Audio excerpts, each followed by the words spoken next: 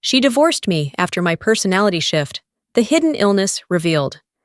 My name is Andrew, 32 years old. In 2022, a significant chapter of my life closed. My marriage. It wasn't just any marriage. It was a journey filled with love, adventure, and an exceptionally deep connection. Reflecting on it, our relationship wasn't merely between two people. It intertwined entire families, becoming a testament to the love and bonds we shared. My ex-wife's brother and I were so close that I had the honor of being his best man, an experience that highlighted the depth of our intertwined lives. I met Sarah, my ex-wife, who is 33 years old, during a time of great optimism and hope. We were young and in love, ready to take on the world together. Our relationship blossomed quickly, fueled by late-night conversations and spontaneous adventures. We spent hours exploring the city together, getting lost in its winding streets and hidden treasures. We laughed, we argued, and we discovered new things about each other every day. It was a time of discovery and growth, a period of intense bonding that laid the foundation for what was to come. One of the defining moments of our early relationship was our trip to Belize. It was a spur-of-the-moment decision, fueled by a sense of wanderlust and a desire to experience new cultures together. We found ourselves immersed in the beauty of the Mayan ruins, the ancient stones whispering secrets of a bygone era.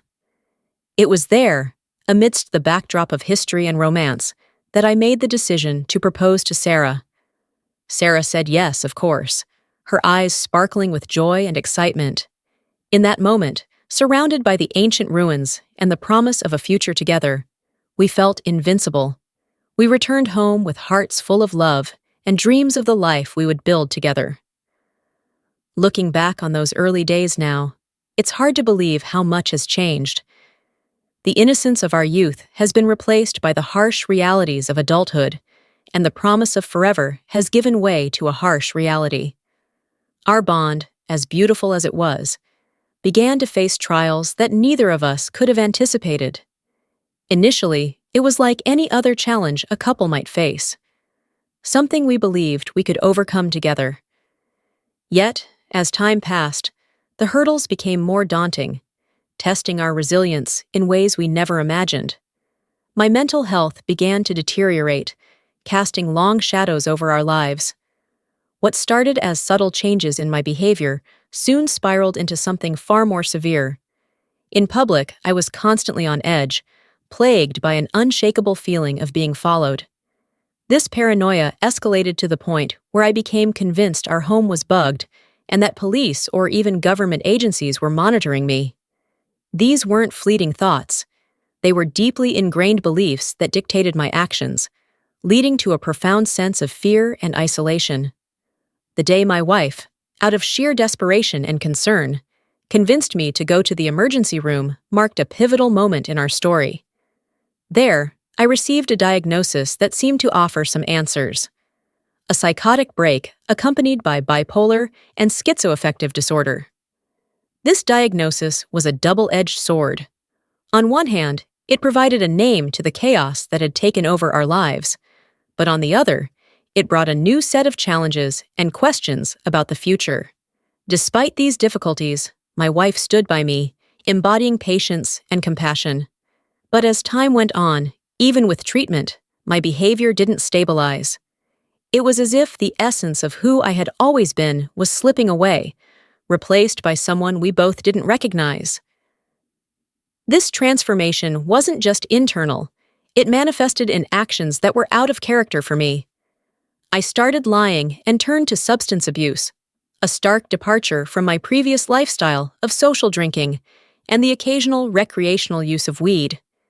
It was a downward spiral, one that seemed to pull me further away from the person I once was and the life we had built together. I knew I was treading on thin ice when I started dabbling with drugs behind my wife's back. But somehow, the thrill of it all seemed to override any rational thought. Stupid, I know. And now, facing the consequences, I can't help but feel like the biggest jerk on the planet.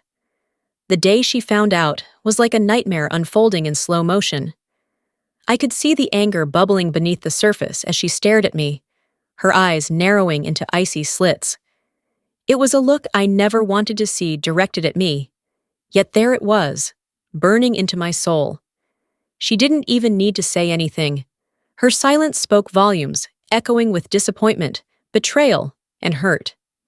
My stomach churned with guilt as I tried to come up with some feeble excuse, but the words caught in my throat like a noose tightening around my neck. Then came the explosion, the torrent of words sharp as knives, lashing out at me with a force that left me reeling. She didn't hold back, letting me have it with both barrels. Every lie, every deception laid bare for all to see, and I couldn't do anything but stand there, taking it all like a punching bag. I watched as tears welled up in her eyes, her voice cracking with emotion as she struggled to make sense of it all.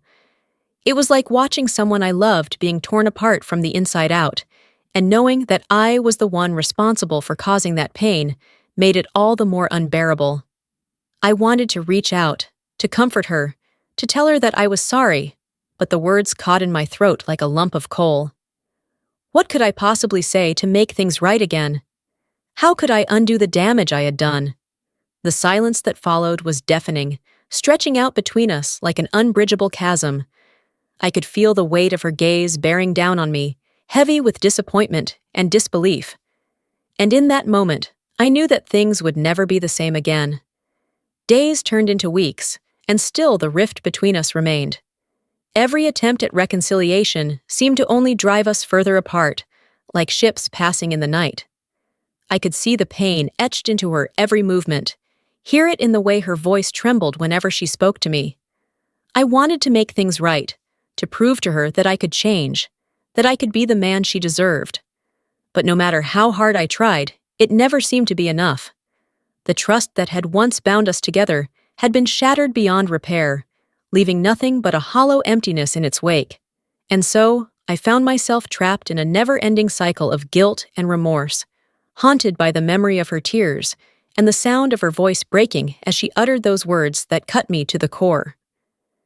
How could I have been so blind, so selfish, to jeopardize everything we had built together? I wish I could turn back the clock, to undo the mistakes of the past and start afresh. But life doesn't work that way, and all I can do now is live with the consequences of my actions. Eventually, the strain became too much. The day my wife told me she wanted a divorce was a day I'll never forget. It was a moment filled with a profound sense of loss, not just for the partnership we had, but for the future we had envisioned together. In the aftermath, I tried to maintain some connection with her family, particularly her brother, who had tried to support us both. But over time, even that connection faded, leaving me more isolated than ever. Friends and family gradually distanced themselves, a response to the ongoing turmoil and additional revelations that came to light. In their eyes, and perhaps rightfully so, I had become a pariah. The year that followed was one of deep reflection and struggle. I grappled with the consequences of my actions and the reality of my situation. I checked myself into rehab, determined to reclaim my life and rebuild what I had destroyed. The first few days were the hardest. Detoxing was hell, both physically and mentally. Every fiber of my being screamed for a fix, but I refused to give in. The counselors and therapists at the facility became my lifeline, guiding me through the darkest moments with compassion and understanding. Group therapy sessions forced me to confront the demons I had been running from for so long. I shared my story with strangers who quickly became confidants, realizing that I wasn't alone in my struggles. Together, we leaned on each other for support, finding strength in our shared experiences. As the days turned into weeks, I began to see glimpses of the man I used to be, the man Sarah fell in love with. Clear-headed and focused, I tackled each challenge head-on, determined to emerge from this ordeal a better version of myself. However, things didn't go as smoothly as I had anticipated. Jobs came and went, and I found myself barely scraping by, a stark contrast to the stability I once took for granted. It was a low point, both personally and professionally, one that forced me to confront the changes I needed to make in my life. Amid this turmoil, there were glimmers of hope. I managed to invest in property, which was a turning point for me. It felt like finally gaining solid ground after years of uncertainty. The process wasn't easy, and there were moments when I doubted if I could pull it off. But with determination and perseverance, I made it happen. Owning property provided a sense of stability and security that I had longed for. It was a tangible asset, something I could hold on to and build upon. Watching the value of the property grow over time was incredibly satisfying, knowing that I had made a smart investment for my future and for my family. But beyond the financial benefits, owning property gave me a sense of pride and accomplishment. It was a symbol of how far I had come from the depths of addiction, proof that I was capable of building a better life for myself and my loved ones. A new companion, a little pup named Archie, brought a sense of comfort and purpose to my days. Therapy became a beacon of light, offering insights and coping mechanisms that slowly helped me navigate the complexities of my situation. After everything gradually stabilized, I found myself facing unexpected health issues. Headaches became a daily occurrence, a constant throb in the background of my life. Riding the elevator triggered dizzy spells, leaving me disoriented and unsteady on my feet. Concentrating for too long brought on pounding headaches, as if my brain was protesting the effort. Even driving became a challenge, with a persistent ringing in my ears adding to the discomfort. At first, I brushed off these symptoms as mere inconveniences, attributing them to the stress I had endured and my erratic eating habits. I convinced myself that I was simply feeling weak, a side effect of everything I had been through. But as the days turned into weeks and the symptoms persisted, I began to worry. However, because I was too busy, I did not make an appointment to see a doctor. The revelation came like a thief in the night, unexpected and life-altering. It was during a routine business trip, one of many I'd taken in recent months, as I tried to rebuild the semblance of a normal life, that the world as I knew it came crashing down. One minute, I was navigating through the bustling airport. The next, I was on the ground, consciousness slipping away like grains of sand through my fingers. Waking up in the hospital was a disorienting experience. The sterile white of the room, the beep of machines monitoring my vitals, and the concerned faces of medical staff hovering over me. It was a stark contrast to the life of constant movement I had been leading. The confusion was palpable, the fear a silent companion as I tried to piece together what had happened. The journey to diagnosis was fraught with uncertainty. Initial tests were inconclusive, leading to more questions than answers. My medical history, a tapestry of misdiagnosis and treatments for mental health issues, painted a complex picture that puzzled the medical team. Yet it was the insistence of a keen-eyed doctor who noticed the peculiarities in my symptoms and history that led to the decisive MRI scan. The scan revealed the unexpected culprit, a brain tumor nestled in a part of my brain where it had been orchestrating the chaos in my life from the shadows. The moment of revelation was surreal. Sitting in the dimly lit office, the images of my brain displayed on the screen, I listened as the doctor explained the nature of the tumor. It was benign, they believed, but its location had been impacting my behavior and mental health in profound ways. The words brain tumor echoed in my mind, a stark contrast to the previous labels I had been given. My initial reaction was one of shock, quickly followed by a flood of relief. For years, I had been a prisoner in my own body, my mind a battlefield of paranoia, erratic behavior, and unexplainable emotions. To have an explanation, a tangible cause for the turmoil, was a liberation I hadn't expected. It was as if the pieces of a puzzle had suddenly clicked into place, offering a clarity I had been seeking for so long. My mind wandered to my ex-wife, to the life we had shared, and to the dreams we had for the future. Could the unraveling of our marriage have been avoided if this diagnosis had come sooner? The thought was haunting, a bitter reminder of the fragility of life and the impact of what lies hidden within us. In the immediate aftermath of my diagnosis, a flood of emotions and thoughts besieged me. there was an undeniable urge to share this significant discovery with my ex-wife and her brother, not for the sake of rekindling lost connections, but to offer them an explanation, an insight into the chaos that had dismantled the life we once cherished together. Yet as I dwelled on this impulse, the complexities of such an action became increasingly apparent. The pain, confusion, and upheaval that my behavior had inflicted were not wounds easily healed, and my reemergence, regardless of the intentions behind it, risked reopening scars that had perhaps begun to mend. The bond my ex-wife and I shared was once unbreakable, forged in the fires of shared dreams, laughter, and love. Her brother, too, was not just a sibling by marriage, but a friend, a confidant. The dissolution of our marriage wasn't merely a legal separation. It was the crumbling of a shared existence that had intertwined deeply with our families, friendships, and sense of self. The decision to divorce, while devastating, was a necessary measure she felt compelled to take for her well-being, and painfully, I couldn't dispute her reasons. Our paths had diverged, irrevocably altered by the storm that had swept through our lives. In the wake of the divorce, the silence between us grew, a chasm widened by lost trust and hurtful actions.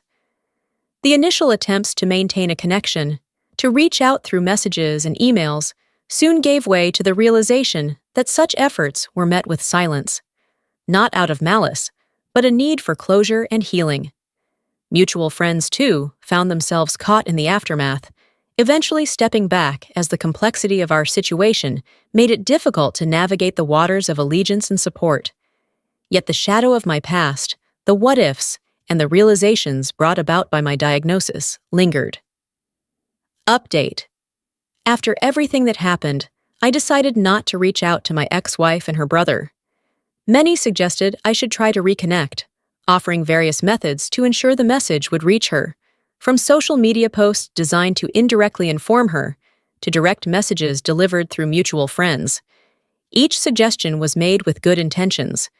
Yet, despite the appeal of these ideas and my initial inclination to follow through, I've opted for a different path. Social media, for one, doesn't hold the same presence in my life as it does for others. My online footprint is minimal, with an Instagram account for my dog Archie and a practically dormant Facebook profile. The idea of using these platforms to reach out indirectly felt both impractical and somewhat impersonal, given the gravity of the situation. But beyond the logistical hurdles lies a deeper consideration. What impact would my reaching out have on my ex-wife? Would it truly be for her benefit, or would it be a selfish act on my part, driven by my own desires and regrets?